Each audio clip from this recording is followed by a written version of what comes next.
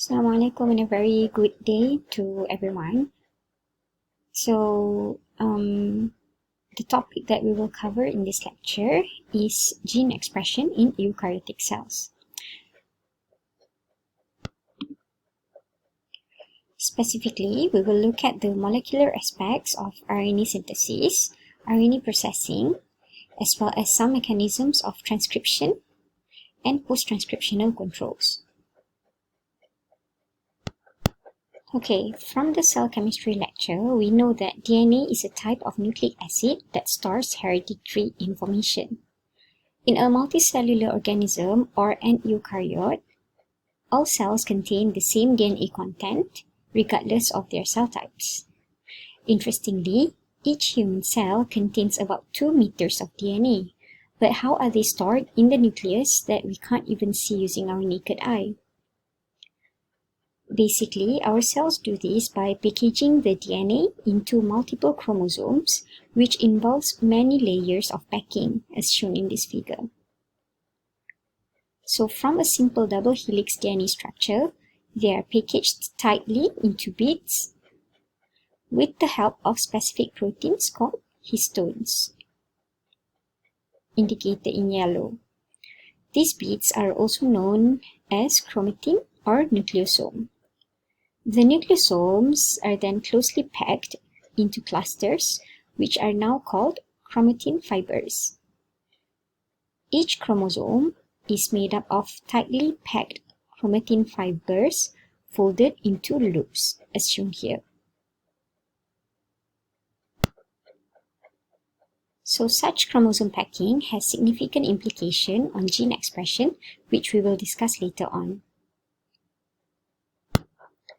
Now, the next question is, how do our cells use the genetic information in the DNA for their survival? The cell structure and functions are determined by proteins. Our cells are able to synthesize proteins using mRNA as a template, which are transcribed from specific DNA sequences called genes. Thus, the flow of genetic information in cells is from DNA to RNA to protein. This concept has also been termed the central dogma of molecular biology. Cells also pass down the genetic information to their daughter cells by DNA replication during cell division. DNA replication will be covered by Dr. Tam later in this course. The figure on the right shows the processes involved in order to generate a fully functional mRNA. We will have a closer look at each of these steps in this lecture. Before we jump into RNA synthesis, let's get to know RNA a bit more. From the cell chemistry lecture, we know that RNA is the transient carriers of molecular instructions from the DNA. RNA transcripts are the product of DNA transcription or RNA synthesis. The DNA transcribed is called a gene, and only one of the DNA strands acts as the template for transcription. Based on their structure, both RNA and DNA have similar chemical forms, but there are some obvious differences which have also been described in my first lecture. For example, they contain different types of sugars. The nucleotide thymine is replaced by uracil in RNA, and most importantly, RNA is a single-stranded molecule, whereas DNA is a double-stranded molecule which forms the double helix structure. Because RNA is single-stranded, it is able to fold into a variety of shapes just like protein. This table below shows the different types of RNA available which play different roles in cells. Majority of them are called messenger RNA or mRNA, which cells use to produce proteins. The ribosomal RNA or rRNAs and transfer RNA or tRNAs are also involved in protein synthesis, but they both have different functions. rRNA has a catalytic role, whereas the tRNA acts as an adapter. This will be further described in my next lecture. Other types of mRNA include the microRNAs or miRNAs, which mainly regulate gene expression, and non-coding RNAs, which have various functions as listed here. All RNAs are synthesized by an enzyme called RNA polymerase. However, there are different types of RNA polymerase which are responsible for the synthesis of different types of RNA molecules as indicated here. Basically, the role of RNA polymerase is to unwind the DNA helix, to expose the template, and to catalyze the formation of phosphodiester bonds between the incoming nucleotides and the growing RNA chain.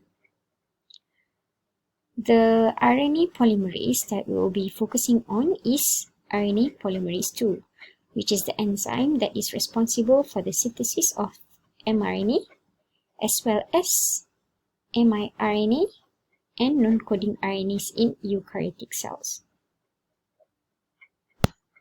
The initiation of eukaryotic gene transcription is a complex process because RNA polymerase requires help from a set of accessory proteins known as the general transcription factors. These proteins have to assemble on the promoter to ensure that RNA polymerase binds to the correct promoter and initiates RNA synthesis in the correct direction. Let's first have a closer look at the promoter of this particular gene that is about to be transcribed. The promoter of a gene refers to the region of the DNA before or upstream of the protein coding sequence or the template.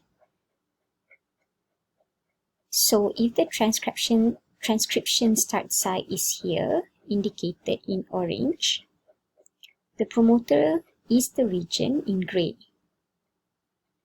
The start site is commonly designated as +1, which refers to the first nucleotide that encodes the protein. Therefore, the nucleotides located in the promoter will have negative numbers. Although the figure in the next few slides show a certain order of assembly, please note that the actual order of assembly for the general transcription factors may vary with different promoters. Okay, so let's describe RNA synthesis using this figure as an example. In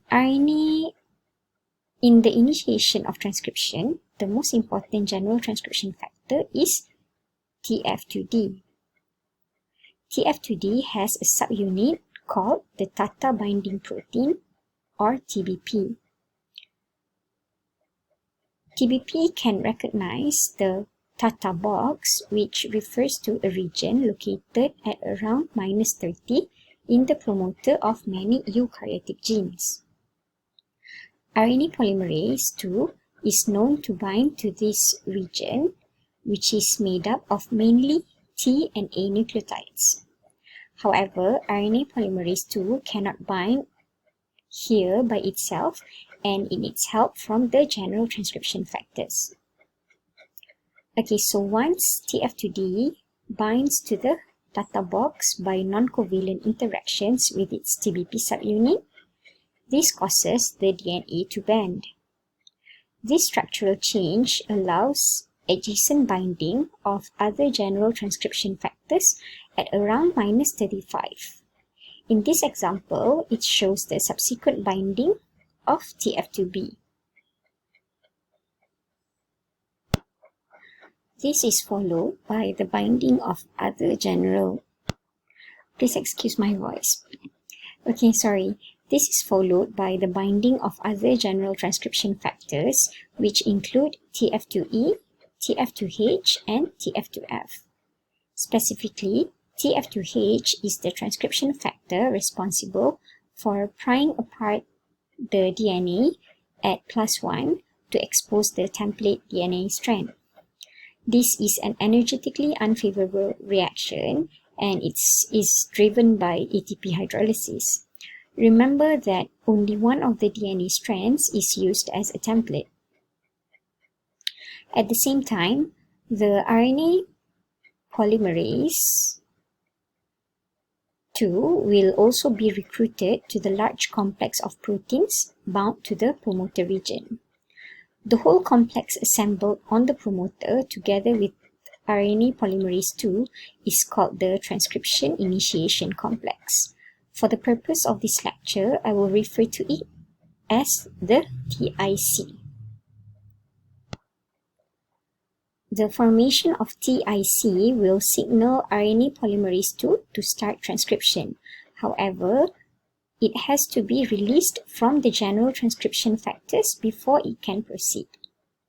This is made possible by TF2H, which catalyzes the phosphorylation of the long polypeptide tail of RNA polymerase II, shown here. This phosphorylation leads to the dissociation of general transcription factors except for TF2D. TF2D remains bound to RNA polymerase II for several rounds of transcription initiation. The rest of the general transcription factors are available to initiate transcription with other RNA polymerase.